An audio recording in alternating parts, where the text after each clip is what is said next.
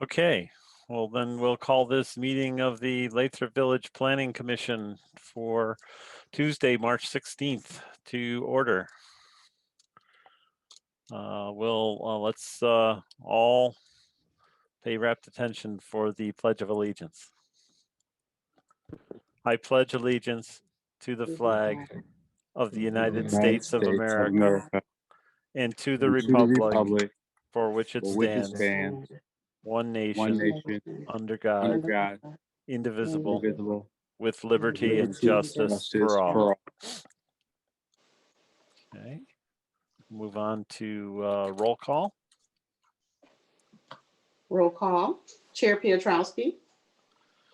Here from my home in Lathrup Village, Oakland County, Michigan. Vice Chair Hammond. Here, also in Lathrup Village, Oakland County, Michigan. Secretary Thompson. Here from Ann Arbor, Washtenaw County, Michigan. Board Member Fobbs. Present here from Oakland County, Michigan, Lathrup Village. Board Member Hulieza. Board Member Cantor. You're on mute. Here, Oakland County, Lathrup Village, Michigan. And Board Member Stansberry. Here, Oakland County, Lathrup Village, Michigan. Mr. Chair, you have a quorum. I'd like to make a motion to excuse Commissioner Lieza. We have a second for that.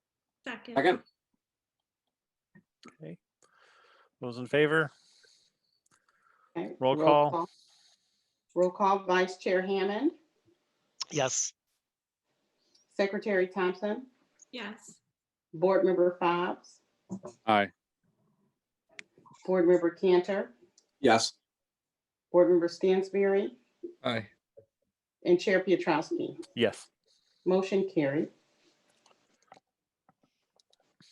Okay, so we'll move on to approval of the agenda.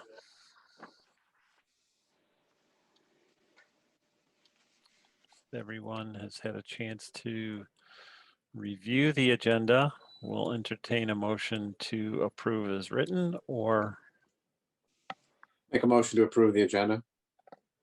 Second. those in favor? Roll call. Call. Board Member Fobbs. Yes. Board Member Hammond. Yes. Board Member Cantor. Yes. Chair Piotrowski. Yes. Board Member Stansberry. Yes. And Board Member Thompson. Yes. Motion carried. Okay, so we'll move on to the next item on the agenda, approval of the meeting minutes. We have two sets of meeting minutes here to approve. The first one being the joint meeting minutes for 2/18/2021.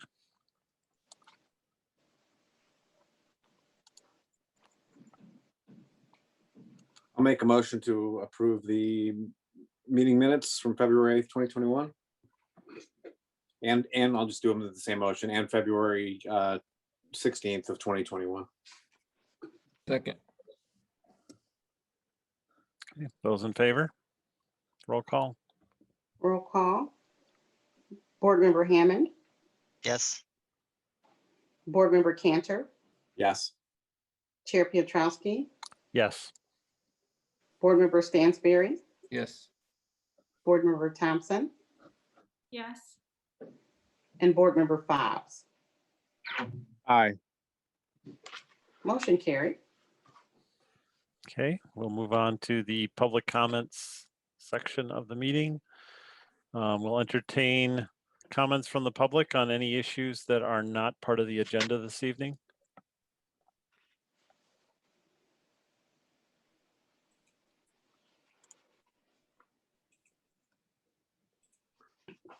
Okay, not seeing any, not hearing any. So we'll just move to close that item and move on to the next item on the agenda, which is the public hearing for the 2021-2026 capital improvements plan.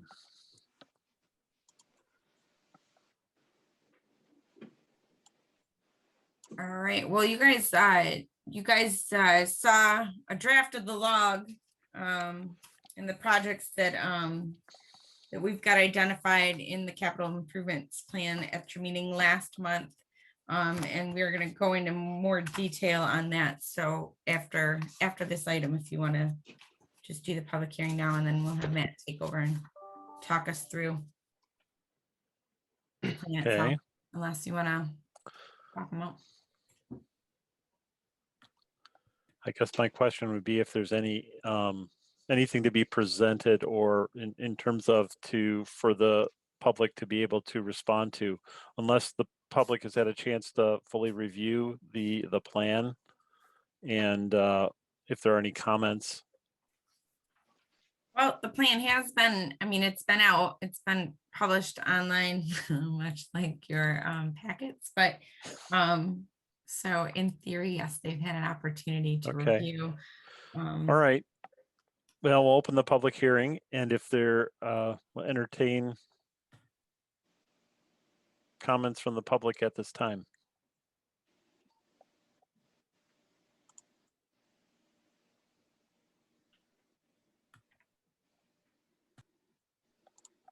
There's a question in the chat. Yep, I just saw that. Where can I get a copy? I do not see a link to the documents in the meeting notice.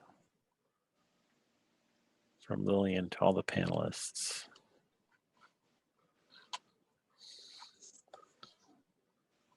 You're on mute, Susie. Son of a gun, it was contained within the agenda packet that was published online, and I get you a copy of that link here in just a split second.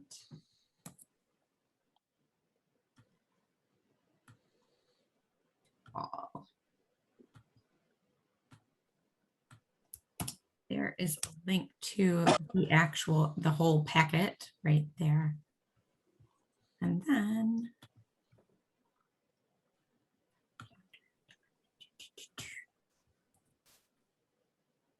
don't show me this. And then here is also a link to just directly to the capital improvements plan, I think.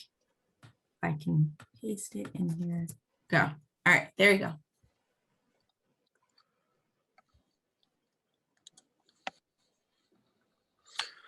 Okay, with that link, I'm gonna wait a minute to see if there's any questions, or we will.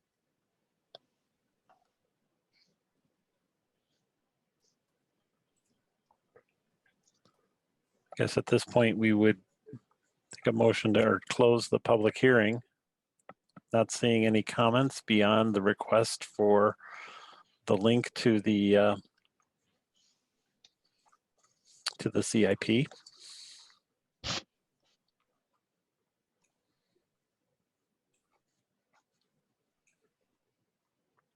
So we'll move on to the next item on the agenda, old business, tabled items, capital improvements plan, final draft. So you should have all hopefully received the final draft link or a copy of it based on the comments and revisions from our December and February meeting. So this version was the full text and had all the project descriptions that match the project log that you've seen a couple of times. So were there any questions on the document? I wasn't going to run through my PowerPoint since we've done it twice already. I just had a couple of things that I wanted to make sure were clear about the projects. So in both the administrative project section and the police project section, there's a reference to a police station. Well, there's two different things, right? One's a police station replacement study. Mm-hmm. here it is, the new police station study, and then there's an expanded police station study. And I think the expanded police station study is under both the police station projects and the administrative projects. Are they the same project or are they different projects? Correct. They're different elements of the same project. The police department building analysis under the administrative project, that was the initial plan to evaluate the feasibility of expanding police stations operations into the basement and second or first floor, sorry. And so then under the police projects, I mean, that's the cost to actually do that work. Right. So one's a feasibility study and one's the actual work to expand the police station. That is correct. And then there's a separate project to create a new police station building. That is also correct. Got it. Okay. And then what's the other thing I noted? In the police station projects, under the inventory on page 23, there is a reference to there's something that didn't match up. Let's see if I can figure it out real quick here.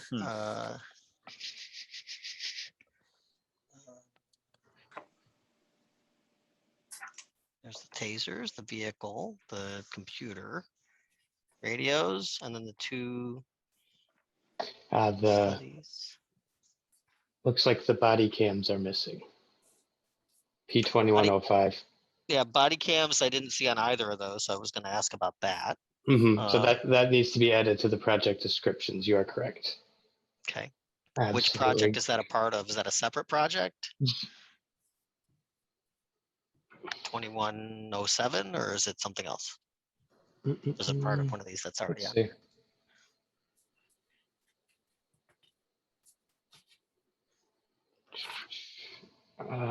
We'll say that last part again.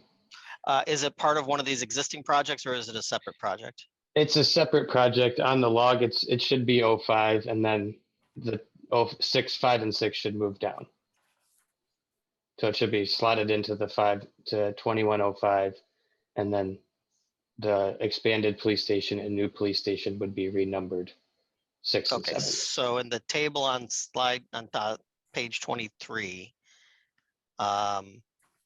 there's the tasers 1, the new vehicle is 2, the computer is 3, the speed trailer is 4, mobile radios is listed as 5.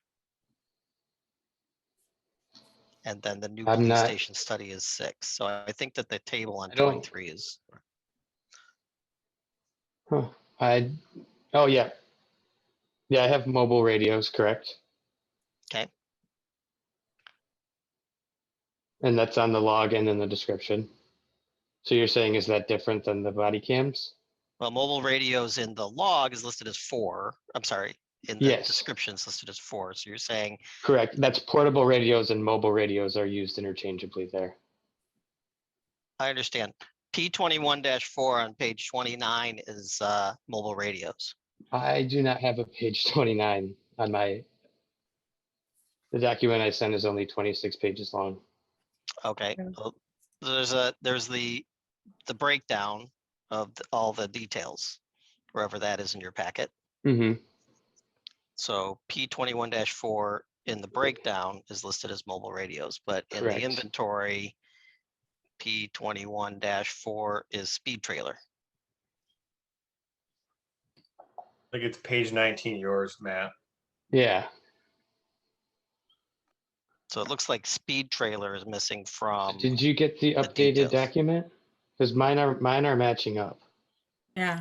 I just opened this from the. Just double checking. I just opened this from the link that's on Unicode. What? Oh my. So yeah,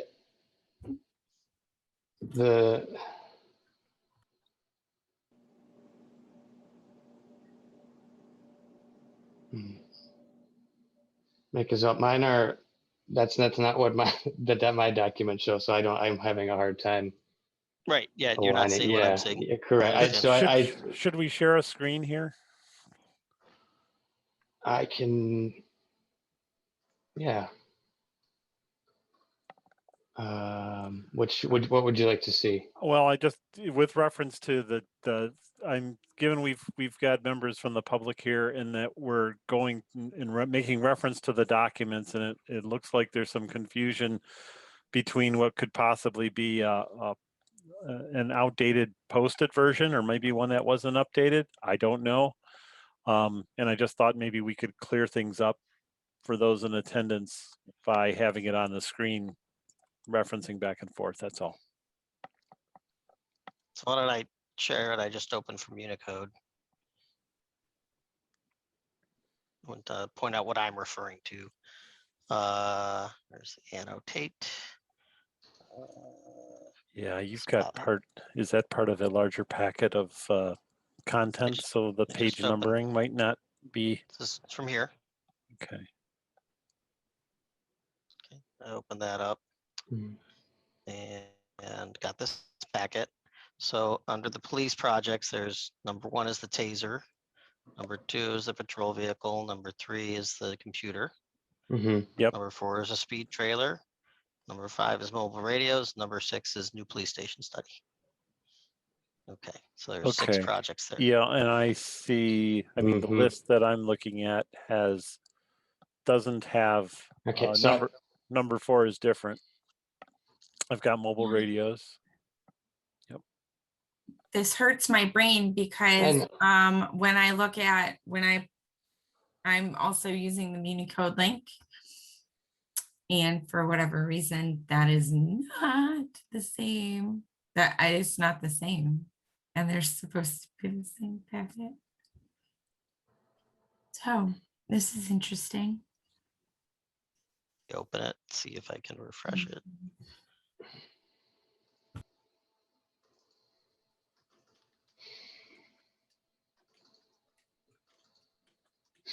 So speed trailers listed here is 4, right? I didn't see speed trailer on the. yeah, so that log should have been corrected. If you notice, that was I believe that was a 2020 project.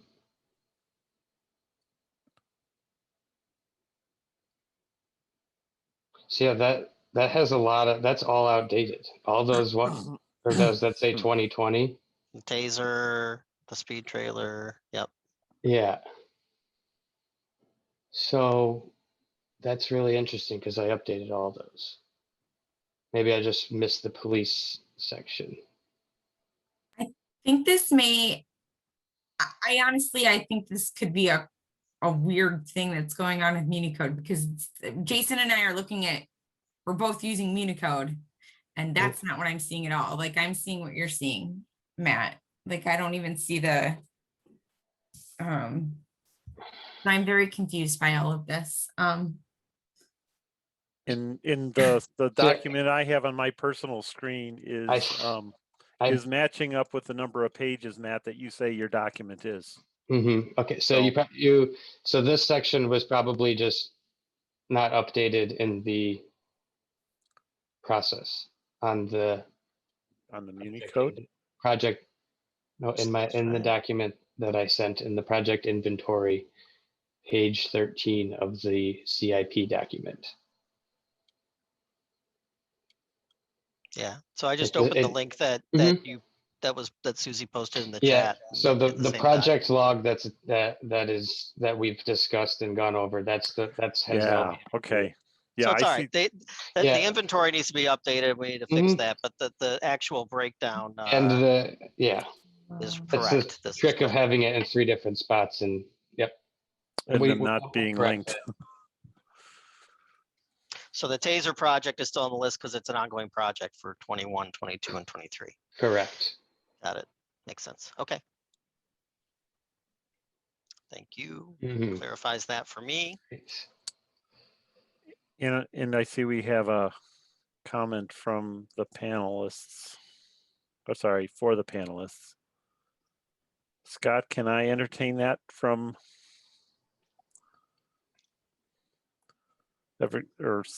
yeah, you can respond to that question at this point. I mean, right, okay. Susie, Question, well, actually, the question here is I have about the capital improvements. Are the funds included in the city budget or will the community face new millages? These are, there's no new millages as part of this capital improvements plan. All of these items are to be budgeted, whether it be through grant funding, through the city's general budget. There's all of the capital improvements for like the roads and water and sanitary sewer projects that are listed in here. Those are all items that are being funded through the bonds. So it's a variety of sources, but there's no calls for additional millages at this point in this document. Hey, Lillian, does that, oh, okay, great, thank you.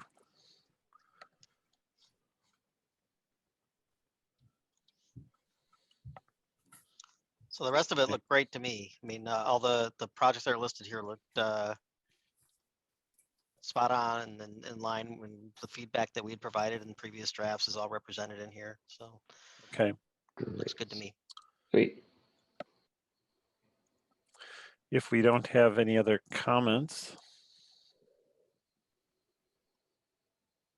So if you guys don't have any comments, what you will need to do is you'll need to approve and Yeah, a motion forward to this on to A council. motion to approve as written and recommend viewing by the city council. I'll make that motion to approve the capital improvement plan draft as written and to recommend approval by the city council. That's with those corrections, correct? Yes. The correction on the table. Second. Those in favor? Roll call? Roll call. Board Member Cantor, Yes. Chair Pietrowski, Yes. Board Member Stansberry, Yes. Board Member Thompson, Yes. Board Member Fobbs, Aye. and Board Member Hammond. Yes. Motion carried. Okay.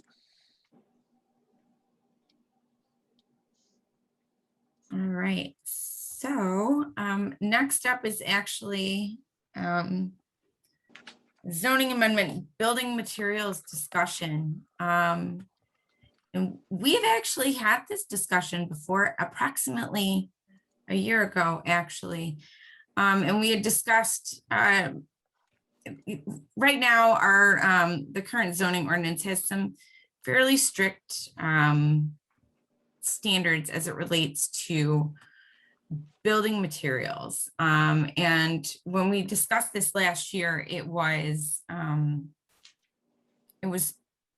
kind of at the same time as when Surnow came and was seeking site plan approval for the former Happy's site. And they were looking at some building materials that by strict reading of the ordinance may not have been necessarily been explicitly permitted. And so, and this has also caused some issues with residential building improvements. You know, you have to use brick and masonry, and that's really prevented residents from utilizing current building materials that are both more modern and more affordable. And so when we discussed this last year, you all were in favor of the language that's actually represented here. Nothing's changed. And we were to set a public hearing to make these zoning amendments. And, you know, the continuation of the pandemic happened, and it just kind of other things took over, and we never got around to setting that public hearing. So I'd like to represent it tonight and have you guys set a public hearing for next month. Yeah, I think it would be appropriate, yeah, to get a refresher on this and to go through the language to make sure that everyone is in agreement or the commission is on the same page. to Sure. make a recommend or be able to make a recommendation and a motion to do Sure. that. So So right now, like I said, the current language says, says that the building materials facing a public street or plaza, 90% of all building materials must be a combination of glass, brick, cut, cast stone, wood, hardy plank, textured stucco. And specifically in the building materials, it's all brick made from clay, shale, fire, clay, or mixtures thereof shall be hard burn facing. It's a pretty strict standard. All other brick, stone, and masonry materials not included shall meet the durability, strength, and absorption rates. Architectural trim is allowed to be wood, aluminum, or other material of equal strength and durability, but it cannot be more than 10% of the exterior wall construction. And that finally, all building materials must also conform to state and local building requirements. We are suggesting to replace that entire section 5.4 building materials, A, B, C, and D, with some greater standards. Most notably, it would still allow for that, the facing streets and plazas, 75%. It kind of reduces that percentage a little bit. And really, in my opinion, one of the bigger changes is that for facing other buildings, at least 50% of the exterior facade building shall consist of materials specified above and include split face, scored, or fluted block. And for single family residential, vinyl siding would be permitted. And then there's still the provision in there that the Planning Commission can approve other materials that demonstrate that they meet these standards outlined here. So for the language, it says facing for other buildings, and I'm just making sure I understand this correctly. This is intended to refer to commercial, except for where it's expressly saying for single family? Or am I to imply that?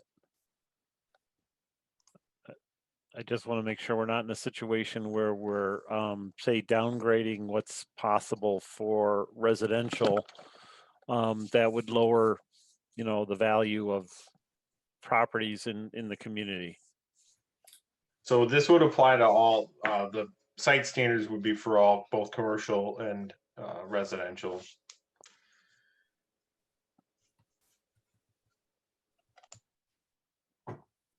And it is reducing a little bit, the original right now as it stands, it's not at least 90% of the building facade would meet this cut glass, etc. And so this does reduce that coverage to 75%, and it allows for, other trim materials. So.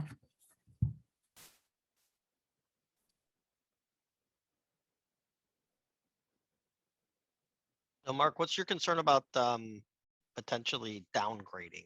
Well, I guess the language that caught my attention was under B, the facing of other buildings, at least 50% of the exterior facade buildings shall consist of materials specified above and may also include, okay, so it's also include split faced, scored, fluted block. There could be other materials that it caught my attention because it's referencing concrete masonry units of a limited selection. There are other concrete masonry units that are also part of that, I guess. And the immediate image that came to mind was the ability to, if our residences are mostly clad in brick masonry, clay masonry, that you suddenly allowed them to introduce that on the side. I don't know if I have an issue there or not, or if there's an issue that would allow something that's that I would consider taking, I guess, what I would call a more urban approach from a street front, where the facade is done with a nice masonry and the sides are then done with a masonry that's more appropriate for something that's hidden as opposed to exposed. That's, I think, what was coming into my mind when I read that. So.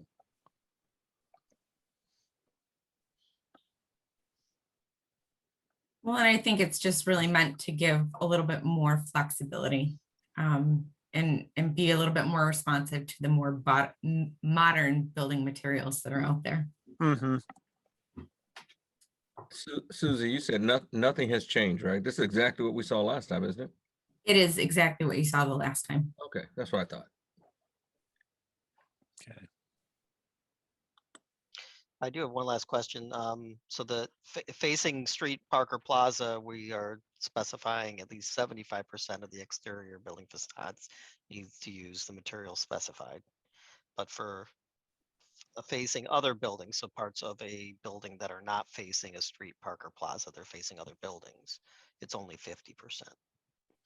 What's the purpose of that reduced amount? It basically says you can use more other materials as trim.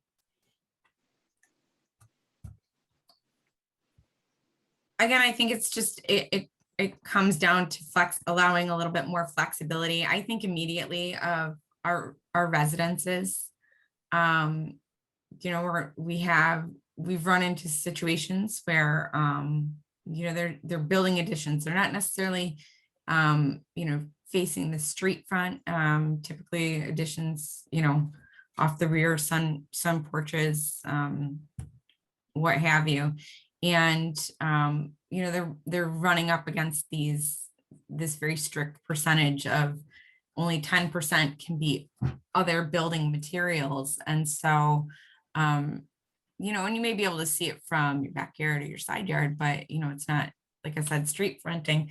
So, you know, this would allow for that, you know, allowing a resident to use vinyl siding if they'd like, for those additions.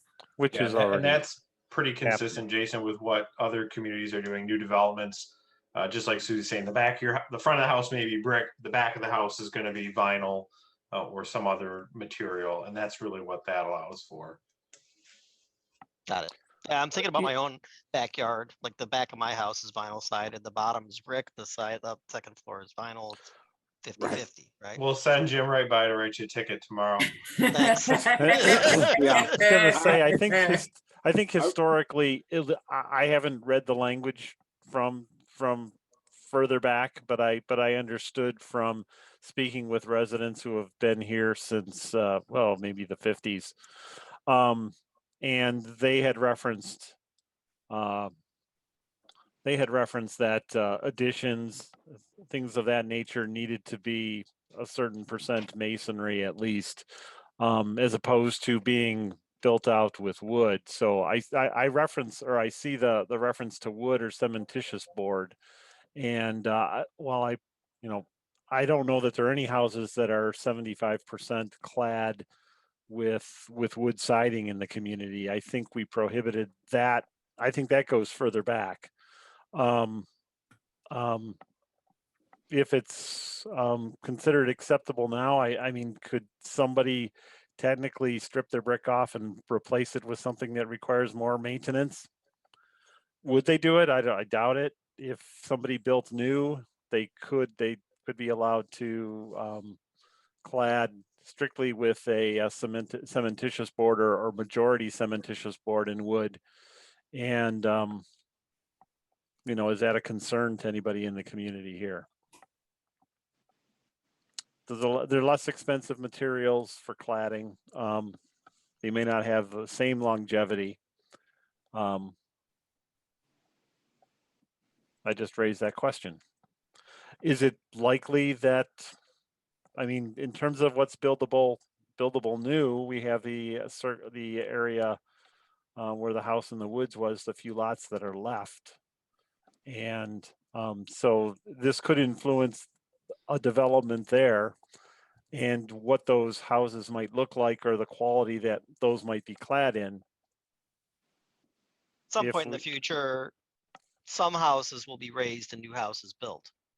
Like that's just naturally what will happen, right? So Yep, in when theory, that yep, happens, yep. We can't the- predict what's going to happen, down the road. don't know when it's going to happen, but it will happen, right, at some point. So, and then those houses potentially could use the newer standards, and potentially like be more wooden or more Right. cementitious. There could also be more, the economic situation for the community could be different then too. If we had higher standards or we had more restrictive standards in terms of higher end materials or more expensive end of the spectrum cladding materials, that could cause problems in the future if the demand in the neighborhood did not support it. Right. The biggest thing that I like about this new language is C. Right, the alternative building materials, right? It provides a mechanism which was really important to us when we last Yep. spoke about this. And I think that was the impetus for it because we were dealing with new materials that are They were out outside the there. ordinance. And from that perspective, I think we were thinking a lot of it for at the commercial at the time because we were dealing with a commercial application, and commercial applications, especially like a retail or those sorts of businesses change, and the need to change means the materials don't necessarily have to be as durable in creating, they don't have to last as long because usually style can influence that. I think the exceptions to that rule happen to be if there's something of particular historical or craftsmanship like character that would dictate it remaining, or some historical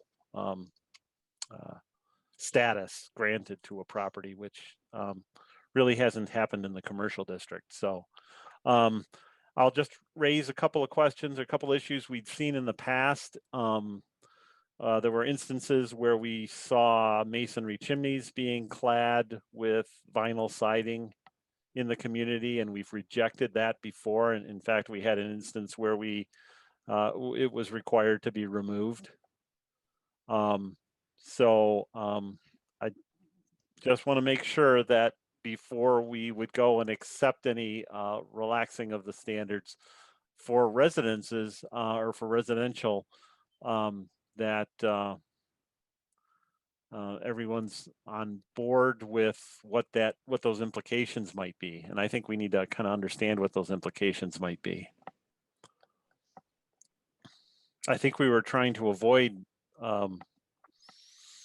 a certain degree of what would be considered maybe a downgrading by the choice of materials that are used.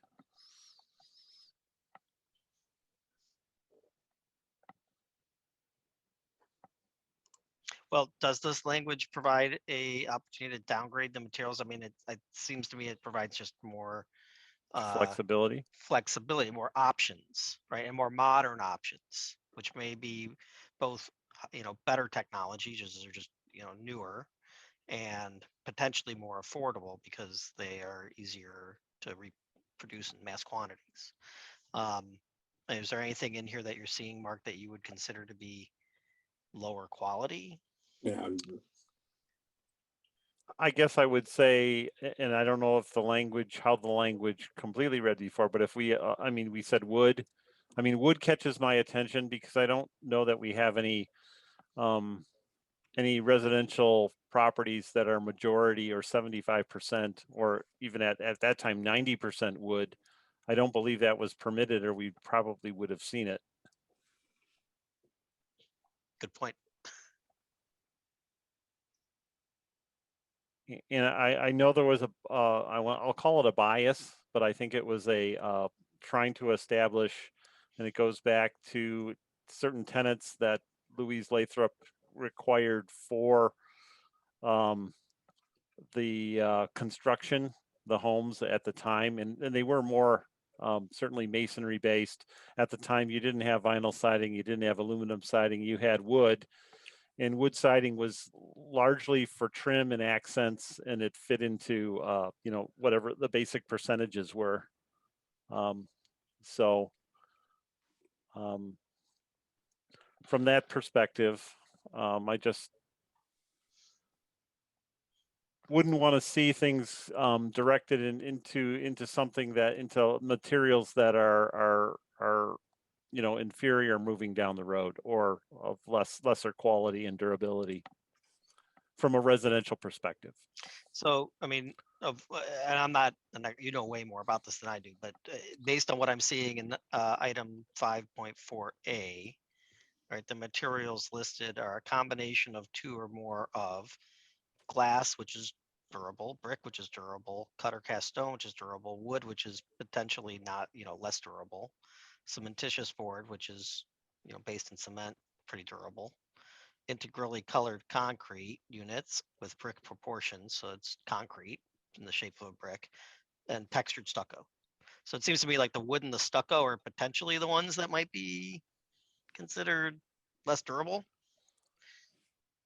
And I would say so today. I would, and stucco, as stucco is interpreted today, not necessarily the historical masonry form, but the modern kind of veneer form that's put on exterior insulation, which is The ethos. yeah, an ethos type system. I mean, So, well, and you can always specify that you just flat out don't want ethos. If that's, if you're thinking durability, I mean, you could. I would say that, suggest, but I would suggest that for residential. I'm less concerned with restricting that from a commercial perspective. But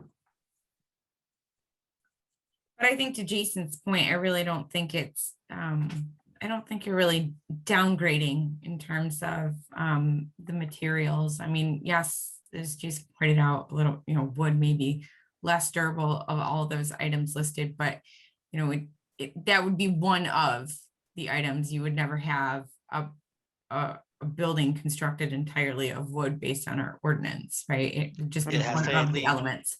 It has to be at least two, right? So it has to be Yeah. wood Right. and something else. Right. Yeah. Right. And I would suspect that some of the newer houses are probably more of a balance between the wood and our wood product of the time. And I know some of those are since have been clad or reclad, probably because of the extent of material and versus, say, the masonry portion of it. On the larger homes around the house in the woods on that circle, and some of the lots that were developed in the I believe it was the early 2000s, but just kind of trying to promote some healthy discussion on that front. I don't know that I disagree with the changes in talking through it here. And I wouldn't say that there's anything that's been constructed up to this point residentially that I would consider, inferior or of lesser quality.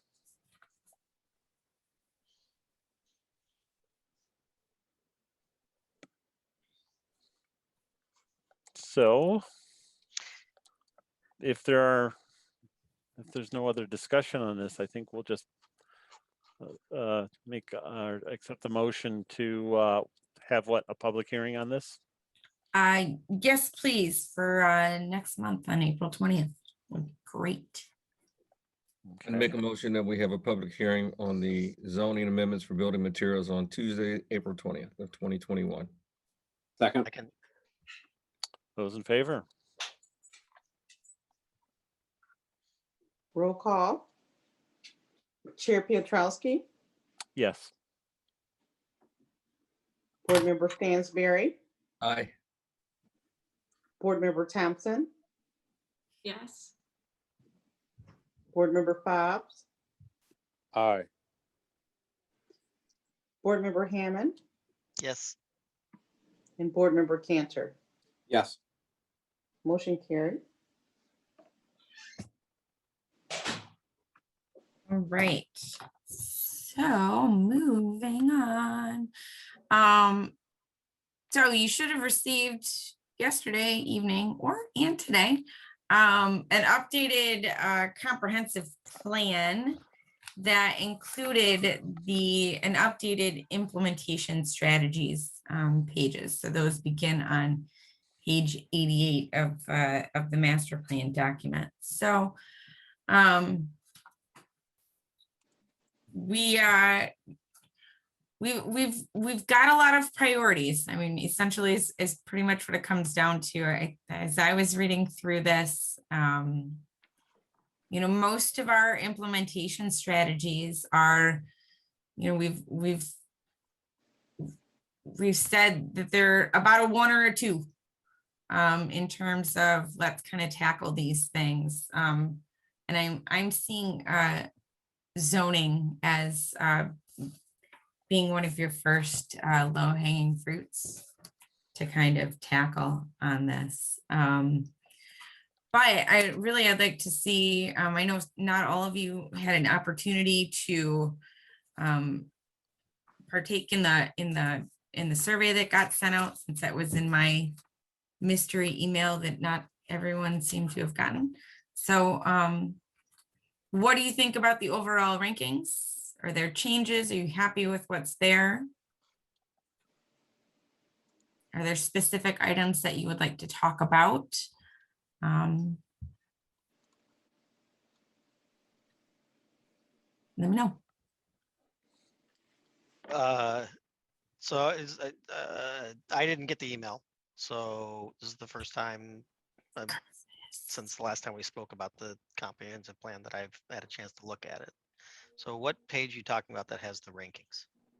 Oh, it's on page 88 of the overall plan, and I will throw this in the chat right now.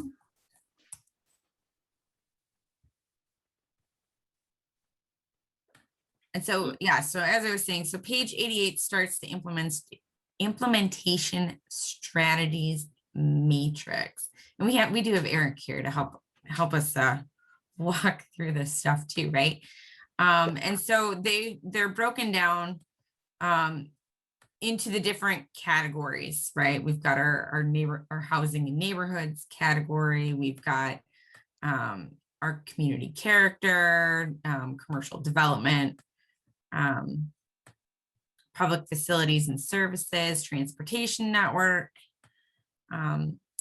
And we've got within there, so within each of those 5 broad topics, we've got individual strategies, and then we've gone through and we've prioritized them. And Eric can help me out. And I think we had maybe 6 responses. Does that sound about right, Eric? Yeah, that's my understanding. My name's Eric from Giffords Webster in place of Jill this evening. So I just wanted to mention that the way she explained it to me was that she took the average of the 6 and then rated the scale that way. So that's why you'll see the ones with the highest priority were marked as a 1, then 2 and 3 and so on, obviously. So that's just the method that she used. And she stressed that that can be open for discussion, but it doesn't necessarily have to pause or hold back any progress that you want to make tonight in moving the plan forward. Susie, I got your email and responded, and the rankings look almost exactly like what I responded with. Yes. Mine too, actually. So you gave Les higher priority then? Well, that's because weighted he him voted the way that I heavily. voted, right? So I had nothing to do with it. I participated like the rest. Jill did all the math. So it looks fine to me. Okay. Yeah, I concur. I mean,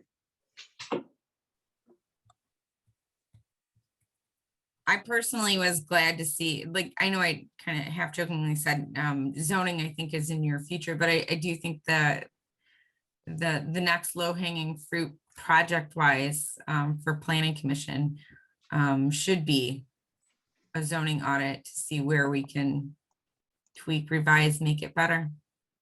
But anyone I else? definitely agree with that. And what I'm seeing matches pretty closely with my responses as well. Okay. So this makes sense to me. Awesome. It's good to see that we all had some level of consistency in our responses, because I would say the same thing. So Right. Right. Good. Okay. Well, so now what you guys can do for this, now the next step, if you're comfortable with the strategies, which it sounds like you are in the rankings. I mean, certainly, was there anything else in the comprehensive plan? I don't think there was anything terribly different from what I think you've seen all of this at this point, other than the implementation strategies.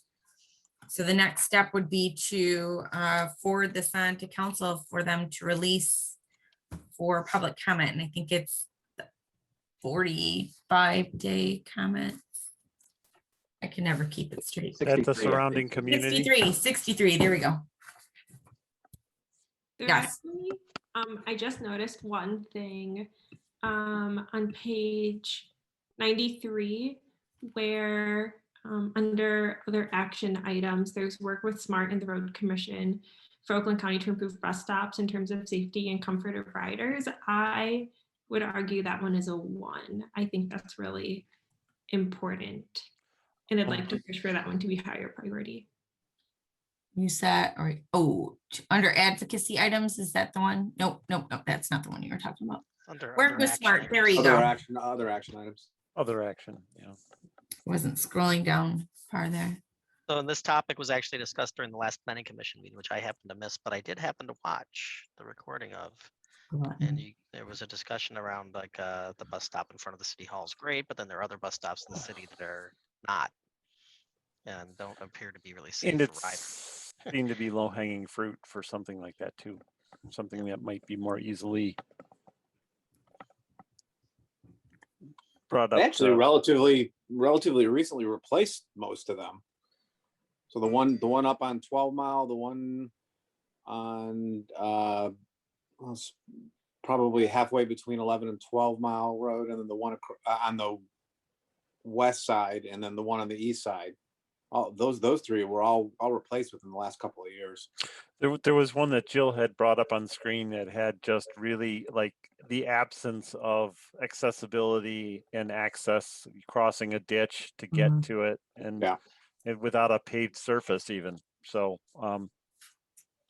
Yeah, that one was garbage. I don't know where exactly that one was.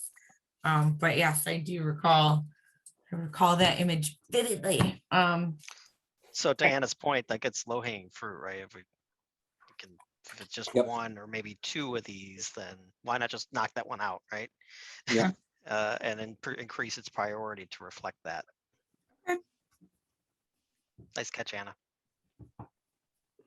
Well, and I mean, just from putting the DDA hat on, I mean, that's one of the things that I would like to see happen anyways, is improve our bus stops. I mean, how else are we going to improve? I mean, we have to. So yeah, I'm all for that. That would come out of the DDA budget. Definitely make that a priority. No brainer. Come out of SMART's budget. We're gonna get some dollars from SMART. SMART too. We'll just leverage some DDA dollars for SMART's money. But and if it's an accessibility issue, we can stick Scott on them too. There you go. See, not to be left out, Scott. All right, awesome. I think we can make that change, no problem. Anybody, any others that kind of jumping out at you scrolling through a little bit more?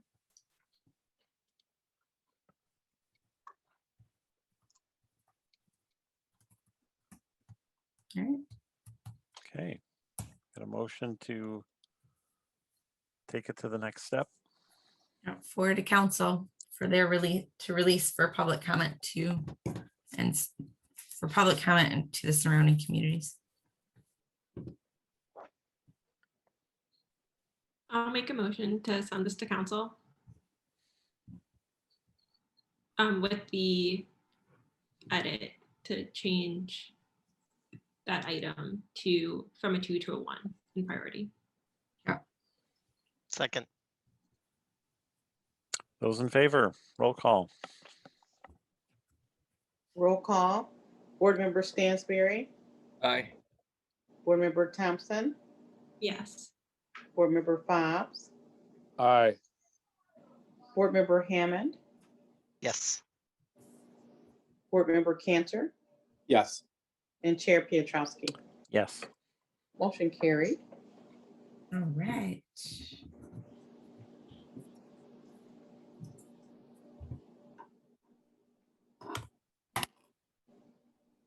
All right. Okay.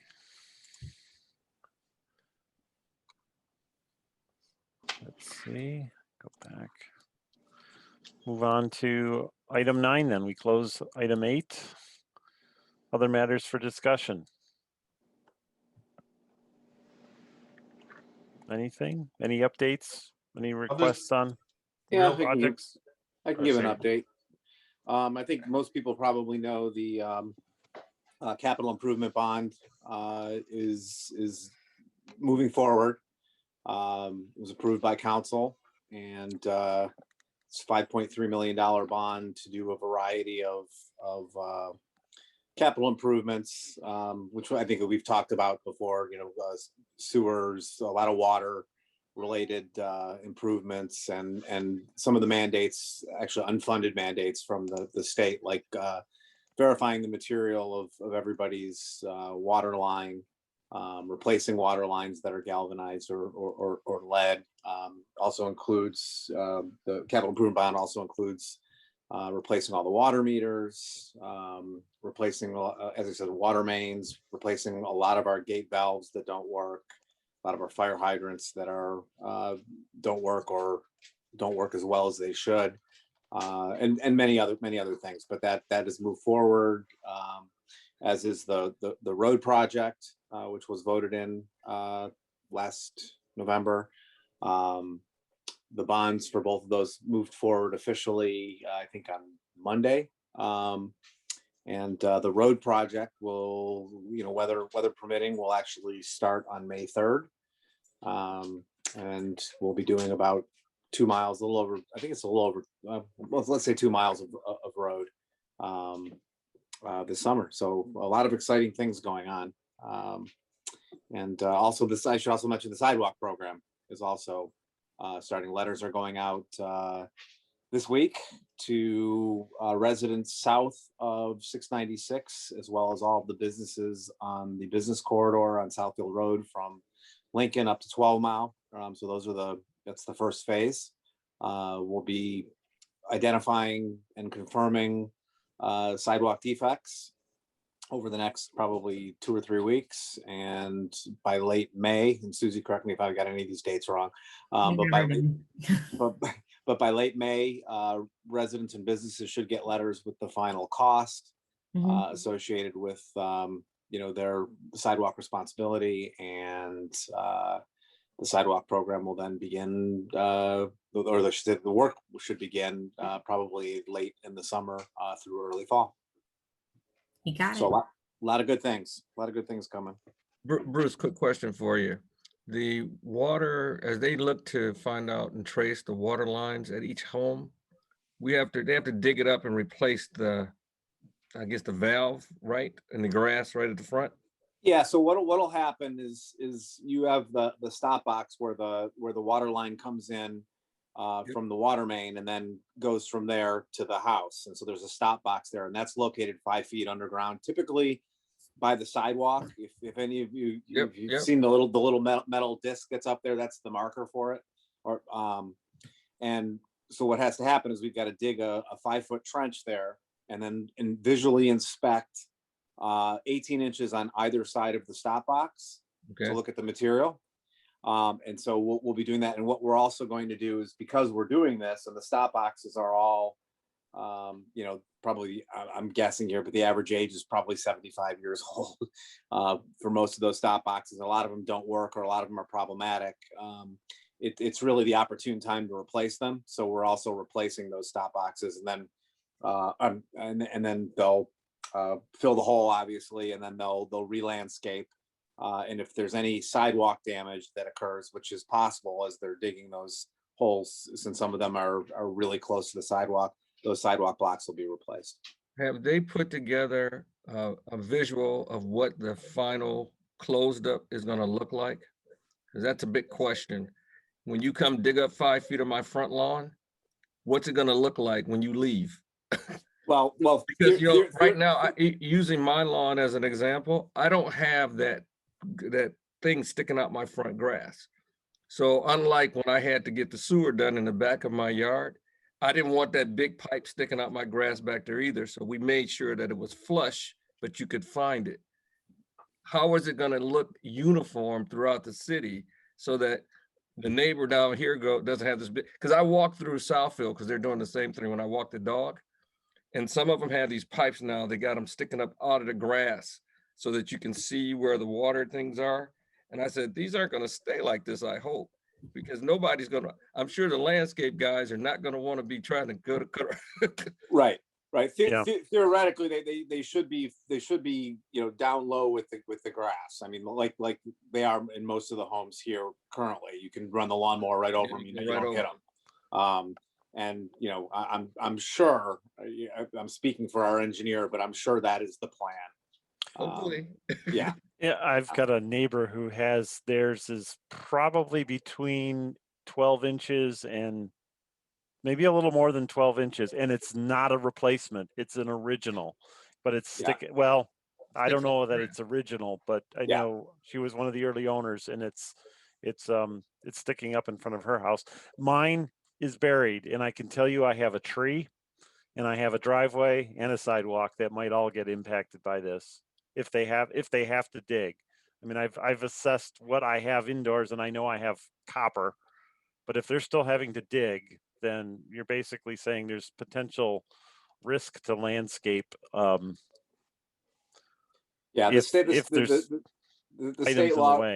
state law requires that there's 2 identifications. One is at where the line comes into the house, which is what you did when you identified copper. The other is at the stop box. Now there were some rumors. The engineer talked at I think it was at our council meeting yesterday, mentioned that, or maybe it was Cheryl, that we're waiting for some guidance from the state that's supposed to come down in the next week or so, because there may be some opportunity to do a sampling on a street as opposed to have to do every single house. But that's to be seen. And I can say I'd be interested because I received water bottles earlier last year to do the sampling, and we got very positive results. I mean, as far as the absence of lead. Yeah. And I have a nice oak tree that I would like to not lose. Yeah. So. The only thing I was for other matters for discussion, I was just going to let everybody know that although the Open Meetings Act amendment that allows for us to meet remotely does expire at the end of this month, the city still has in effect its local state of emergency, which allows us to continue to meet under that through at least the end of the year, so long as the local state of emergency remains in effect. So we have no plans of going back to in-person meetings as of right now. So next month will still be a Zoom meeting. Well, and following Scott's update, since it's just appropriate, since we're going to stay Zoom, we all clearly had some issues with the packet today. I'm sorry. We have new packet software, which in theory is going to be really exciting. It's through Municode Meetings, and it's a heck of a lot easier on my end to set everything up. But apparently I have some kinks that I need to work out for getting the packets out to you all. So I will include better instructions for next month to access your packets. And I believe, since I was anticipating our remote meetings to end for this month, I will need to set up a new meeting for the remainder of the year. So if you don't hear from me, for some reason, we have another stamp move with this packet. All of the packets are online. They're they're in a couple different places. You can find them under Yvette's page, under the boards and commissions, under the administration portion of the website. And then Planning Commission also has a little sub tab under the community and economic development page. So if you click on Planning Commission at either of those places, you will see a side link that says boards, meetings, agendas, etc. And you can always find the packets there. And I will always try and get these packets out to you by Friday. It may be 9 p.m. on a Friday, but you'll get them on Friday. So I apologize for the confusion. Okay, thank you, Susie. Next meeting's April 20th. Correct? Next meeting is April 20th.